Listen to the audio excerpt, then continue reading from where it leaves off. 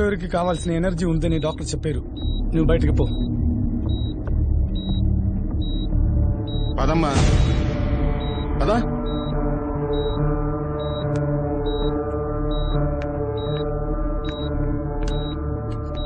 Sir ఈయన duty doctor.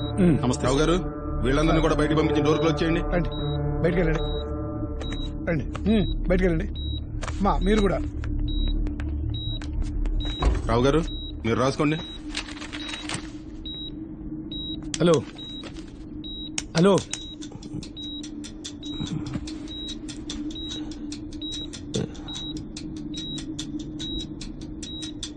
నిన్ను kidnap చేసింది ఎవరు?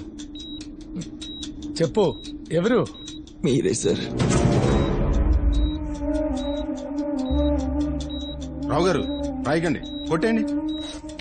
తలకి దెబ్బ తగిలింది కదా, కన్ఫ్యూషన్ లో ఉన్నాడు.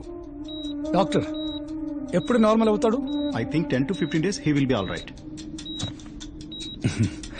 Get well soon brother.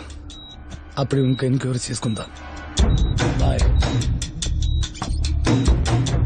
Anil sir. ఎవర్రా నువ్వు? చంపేస్తా. వాడేంట్రా అలా ఉన్నాడు? వాడిని ఎక్కడైనా దాచేయండి రా, కనీసం బతుకుంటాడు.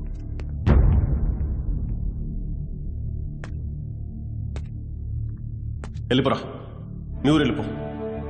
మీ అమ్మ దగ్గరికి వెళ్ళిపోరా, లేకపోతే తనని పెళ్లి చేసుకుని ఎక్కడ ప్రశాంతంగా ఉండు. పో. నేను చదివిన చదువు నా దేశానికి ఉపయోగపడాలని నువ్వు అనుకుంటున్నావురా, కానీ చదువుకి ఇక్కడ వాల్యూ లేదురా. అయినా చదువులు ఎవరికి కావాలరా? మనుషులు చదవడం తెలియాలి. 3 ఏళ్ల పిల్లలకు స్కూల్కి వెళ్ళేటప్పుడు ఎవరేమిచ్చినా తీసుకోకూడదు, కొత్త వాళ్ళతో మాట్లాడకూడదు, అలా ఉండాలి ఇలా ఉండాలి వాళ్ళ అమ్మ నాన్న చెప్పి పంపిస్తున్నారా. సొసైటీకి తగ్గట్టు ఇలా ఉండాలో ఆయనతోనే ట్యూన్ చేస్తున్నారా.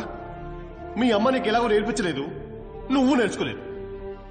అరే ఎన్నో ఫారిన్ ఆఫర్స్ వస్తే వద్దు వద్దు అన్నావుగా. నా మాటిని ఏదో ఒక ఆఫర్ తీసుకుని వెళ్ళిపోరా. ఎందుకు వెళ్ళాలి? నువ్వు ఈ సొసైటీకి అన్ఫిట్ రా. నేనేం తప్పు చేశాను రా? నువ్వే తప్పు చేయలేదురా, అదే పెద్ద తప్పు. బురదలో దొరిలే పందుల మధ్య నేను ఒక్కనే క్లీన్ గా ఉండాలంటే వాడి కాలదా? అయినా ప్రతి సమస్యకి ఎదురుతావెందుకురా? సమస్య నాదే కదరా, నేనే కదరా ఫేస్ చేయాలి. ఎవరికి లేవురా సమస్యలు? ఎవరికి లేవు? ప్రతి వాడికి సమస్యలు ఉన్నాయి. ప్రతి వాడు తప్పించుకుంటున్నాడు, లేకపోతే పక్కడికి తగిలిస్తున్నాడు. కనీసం నీకు ఆట ఆడాలని కూడా లేదు. నువ్వు ఇరుక్కుంటావు, మమ్మల్ని ఇరికిస్తావు. అరే ఒళ్ళు ఇప్పుడిప్పుడే సెట్ అవుతుంది, ఇంకో ఎంక్వైరీ అంట. వెతకడం మొదలు పెట్టారా? ఒక్క ఎంక్వైరీకి సగం చచ్చావు, సింపుల్ గా లేపేస్తారా? ప్రాణాలకి భయపడి పారిపోమంటావా? అయ్యా నిన్ను పారిపోమని చెప్పట్లేదురా, ఎట్లా దూరంగా వెళ్ళిపోమని చెప్తున్నా. వెళ్ళను. చచ్చిపోతావురా. పోయినా పర్లేదు. హలో బాస్, ఇందాక నుంచి చూస్తున్నాను, అర్థం చేసుకోకుండా మాట్లాడుతున్నారు. అతను చెప్పిందే కరెక్ట్, ఇక్కడ అంతా తప్పే. అడుగడుగునా కరప్షనే. ఏది నేను ఇంతవరకు దేనికోసం ఎవరికి 5 పైసలు ఇవ్వలేదని ఒక్కనైనా చెప్పమానండి, చూద్దాం. ఇస్తేనే మీరు నార్మల్ లైఫ్ లీడ్ చేయగలరు, లేకపోతే ప్రతి చోట ప్రతిదీ ప్రాబ్లమే. గుడికి వెళ్లిన హారతి పళ్ళెలో 5 రూపాయలు వేస్తేనే గానీ పూజారి మీ మొహం చూసి విభూది ఇవ్వడం. దేవుడి దగ్గర కూడా మినిమం 5 రూపాయలు లంచం ఇవ్వాల్సి వస్తుంది. I want to expose corruption అని ఒకటి ముందుకొచ్చాడు 2004లో గుజరాత్ నుంచి. జస్ట్ 40,000 ఇచ్చాడు. అసలు అది ఏంటో, ఏం రాసిందో ఏం చదవకుండా మ్యాజిస్ట్రేట్ సంతకం పెట్టించాడు. ఇద్దరికి అగేన్స్ట్ గా అరెస్ట్ వారెంట్ చేసుకున్నాడు. ఆ ఇద్దరు ఎవరో తెలుసా? Then president mister Abdul Kalam and supreme court judge mister Khare. దేశం మొత్తం ఒక్కసారిగా షేక్ అయిపోయింది. నెక్స్ట్ డే ఏమీ లేకుండా చేసేశారు. అంతెందుకు, మన former prime minister PV Narasimha Rao గారు బతుకుండగానే ఒకరు డెత్ సర్టిఫికేట్ తీసుకున్నాడు 2002లో. చెప్పాలంటే ఇంకా చాలా ఉంది బాస్. నకిలీ ఐఏఎస్, నకిలీ ఐపీఎస్, నకిలీ డాక్టర్, నకిలీ లాయర్, చివరికి నకిలీ హస్బెండ్, నకిలీ వైఫ్ దాకా వచ్చేసాం. ఇంకా నకిలీకి మాత్రమే నకిలీ రాలేదు. రోడ్డు మీద వెళుతున్న ఎవరో ఒక అమ్మాయిని చూపించి తనే నా వైఫ్ ని డైవర్స్ తీసుకున్న వాడు కూడా ఉన్నాడు. తెలుసా మీకు? దేశాన్ని కాపాడే డిఫెన్స్ నుంచి దేశాన్ని నాశనం చేసే ఆల్కహాల్ వరకు అన్నిట్లోనూ కరప్షనే. దాన్ని అలాగే భరిస్తూ దాంతో పాటే బతకాల్సిన పరిస్థితిలో మనం ఉన్నాం.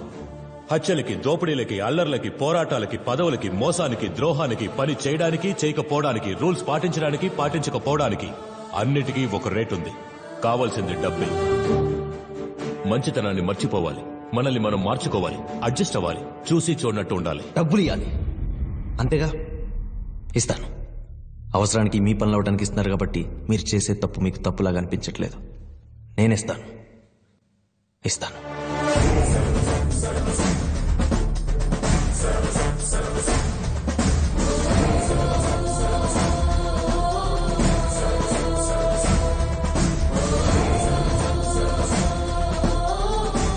కానీ జరగాలంటే నాకు భయంగా ఉంది. ఎందుకు భయం? జంతువులు కూడా ఆపదొచ్చినప్పుడే భయపడతాయి, కానీ మనుషులు అన్నిటికీ భయపడతారు. ప్రతిరోజు చస్తూ బతికే కంటే నిజంగా చచ్చిపోయే లోపల ఒక్క రోజైనా నిజాయితీగా బతకాలి. మనకెందుకు అనవసరమైన గొడవలు? అందరిలాగా మనము ఉండొచ్చుగా. నువ్వేనా ఇలా మాట్లాడేది? అవును, నేనే మాట్లాడుతున్నాను. నాకు నీతో ఒక మంచి లైఫ్ కావాలి, మనం హ్యాపీగా ఉండాలి, అంతే. స్వార్థం. ఆ రోజు నీకు నా నిజాయితీ మంచితనమే నచ్చాయి, ఇవాళ నచ్చట్లేదు. నన్ను నేను మార్చుకోను, ఆ తర్వాత నీ ఇష్టం. అంటే దూరంగా ఉండి జరిగే చూడు. బతుకుంటే తిరిగిరా, చచ్చిపోతే వదిలే. అయ్యో, నువ్వు నన్ను సరిగ్గా అర్థం చేసుకోవట్లేదు. వెళ్ళు, నాకు నమ్మకం ఉంది నిజం గెలుస్తుందని. కాకపోతే కొంచెం టైం పడుతుంది. అంతవరకు ఆగలేని రిలేషన్షిప్కి అర్థం లేదు. మనం తప్పేం చేయలే కదా, ఇష్టపడ్డాం అంతే. మనసుకు మర్చిపోవడం, మనిషికి మారిపోవడం చాలా ఈజీ. కానీ నేను మారను, ఎందుకంటే నా ప్రేమ నిజం. హే, అంటే నా ప్రేమ అబద్ధమా? ఇలా ఎలా మాట్లాడుతున్నావు? Tell the truth boldly, whether it hurts or not. Never pander to weakness. If truth is too much for intelligent people and sweeps them away, let them go. The sooner, the better.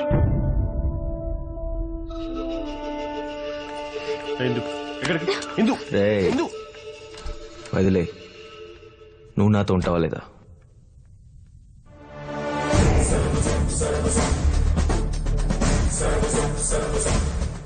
Sir, మీరు మాకు help చేస్తారా? మీరు చెప్పేది అంత easy కాదు. How is it possible? మనం చేయగలం sir. మనకి పని చేయడానికి చెడ్డ వాళ్ళేం అక్కర్లేదు, మంచి వాళ్ళే కావాలి. మన దేశాన్ని పరిపాలిస్తున్న రాజకీయ నాయకులు కాదు సార్, ప్రభుత్వ అధికారులు. రాజకీయ నాయకుల కంటే వీళ్ళదే అవినీతి ఎక్కువ.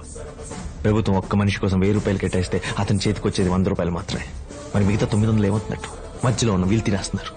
దేని గురించి తెలియని, కనీసం ఇంగిత జ్ఞానం లేని, ఎందుకు పనికిరాని వాళ్ళందరికీ మనం ఓట్లేసేసి ఎమ్మెల్యేని, ఎంపీని చేస్తుంటే వాళ్ళని గైడ్ చేయాల్సిందే ఎవరు సార్? ఈ ప్రభుత్వ అధికారులుగా. సార్, రాజకీయ నాయకుడు ఆయుష్ 5 ఏళ్ళు సార్, మరి ప్రభుత్వ అధికారిది 58 ఏళ్ల వరకు ఉంటుంది. మరి అలాంటప్పుడు ఎవరికి సార్ ఎక్కువ రెస్పాన్సిబిలిటీ ఉండాలి? సార్, ప్రతి గవర్నమెంట్ ఆఫీసులో 4 మంచోళ్ళు ఉంటారు సార్. సుత్తి సుబ్రహ్మణ్యం, హరిశ్చంద్రుడు కజిన్ బ్రదర్, నసగాడు, వేస్ట్ ఫెలో అని పేర్లు పెట్టి ఇన్సల్ట్ చేసి పక్కకు నెట్టేస్తారు సార్. అలాంటి మంచోళ్ళు తక్కువ మందే ఉన్నారు సార్. వాళ్ళు చీమల్లా పుట్టులుగా పెరిగిపోతున్న చెడ్డాలతో పోరాడి గెలవలేరు సార్. కానీ వాళ్ళకి లోపల ఒక ఫీలింగ్ ఉంటుంది సార్, మనం నిజాయితీగా ఉంటున్నాం కానీ మనకు మర్యాద లేదు. తప్పులు చేస్తున్న వాళ్ళు మాత్రం సంతోషంగా ఉన్నారని ఒక కోపం ఉంటుంది, ఒక బాధ ఉంటుంది. ఆ కోపం మనకు సాయం చేస్తుంది, ఆ బాధ మనకు అండగా నిలబడుతుంది. వాళ్లే మన ఆయుధం అవుతారు. ఏంటయ్యా ఇది? తాగండి సార్, మాట్లాడదాం. నీ టీ డబ్బులు నువ్వు ఇచ్చుకోవాలి, నా టీ డబ్బులు నేను ఇచ్చుకుంటాను. ఓకే? ఈ పేపర్లన్నీ కరెక్ట్ లేవు, నేను సైన్ చేయను. సార్, మీతో కొంచెం పర్సనల్గా మాట్లాడదాం.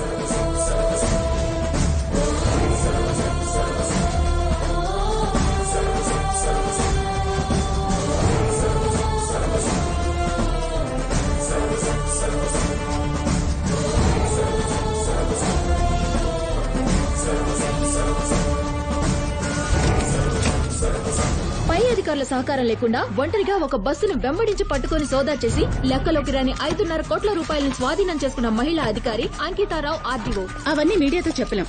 ఇన్ఫర్మేషన్ వచ్చింది, వెళ్ళిపోయాను. భయం వేయలేదా? భయపడితే ఇలాంటి ఉద్యోగాలకి పనికిరాం. ఎవరైనా హెల్ప్ అడగలేదా? నా హైయర్ అఫీషియల్స్ కి ఫోన్ చేశాను, పోలీస్ స్టేషన్ లోనూ ఇన్ఫార్మ్ చేశాను. కానీ ఎవరు టైంకి రాలేదు. ఎందుకంటే ఇది ఎవరి డబ్బు అనేది అందరికీ తెలుసు, మీకు కూడా తెలుసుగా. ఎన్నికలు సమీపించే తరుణంలో నిజాయితీ పరులైన అధికారులను చూడడమే సంతోషంగా ఉంది. ఇంకా అక్కడక్కడ నిజాయితీ పరులైన అధికారులు ఉన్నారు. అలాంటి వాళ్లు ఉండడం వల్లే ప్రభుత్వ యంత్రాంగం పనిచేస్తూనే ఉంది. చెడ్డవాళ్లను చూసి చూసి బెదిరిపోయిన ప్రజలకి మంచి వాళ్లను గుర్తించి పరిచయం చేసే ఏకైక కార్యక్రమమే మీ నిప్పుల ఉప్పెన. 37 ఏళ్ల సర్వీస్ సార్, 99 ట్రాన్స్ఫర్లు. రిటైర్ అయ్యే లోపల సెంచరీ కొట్టేస్తాను. మాకు పిల్లలు లేరు కాబట్టి నేను మావిడ ఎక్కడికైనా వెళ్ళిపోతాం. కానీ పిల్లలు ఉన్న వాళ్ళ సంగతి ఏంటి? వాళ్ళ చదువు సంగతి ఏంటి? వాళ్ళ ఫ్యూచర్ సంగతి ఏంటి? జాయిన్ అయిన కొత్తలో అందరూ స్ట్రైట్ ఫార్వర్డ్ గానే ఉంటారు, కానీ పక్కనున్న వాళ్లే వాళ్ళని ప్రోత్సహించి చెడగొడుతుంటారు. మమ్మల్ని ఫుట్బాల్ లాగా తంతున్నారండి. ఎన్నిసార్లు నన్ను చంపడానికి ట్రై చేశారో తెలుసా? సార్, నాకు ఒక్కగానొక్క కొడుకు సార్. స్కూల్కి వెళ్తున్నప్పుడు కిడ్నాప్ చేసి చంపేశారు. ఒక్క సంతకం చేయనందుకే.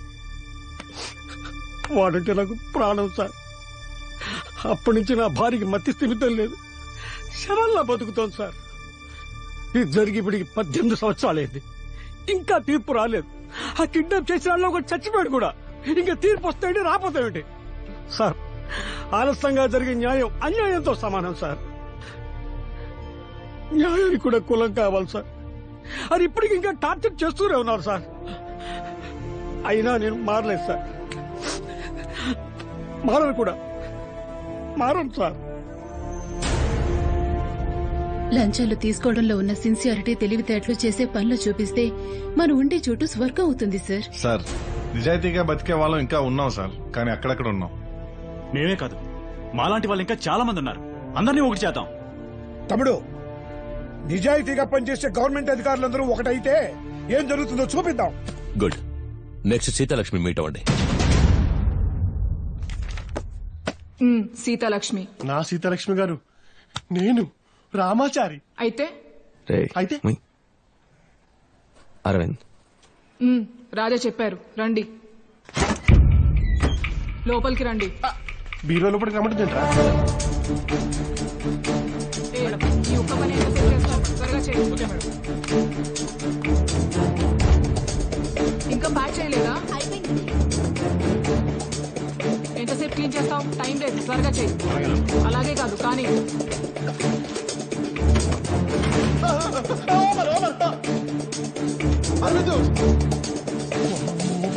పెద్ద రామ్ గోపాల్ వర్మ ఫ్యాక్టరీ.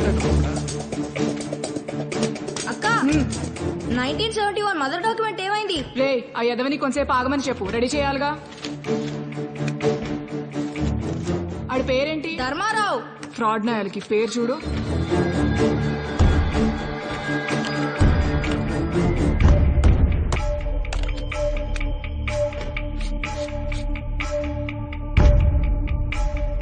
సార్ ఇటు రండి, చెయ్యివ్వండి.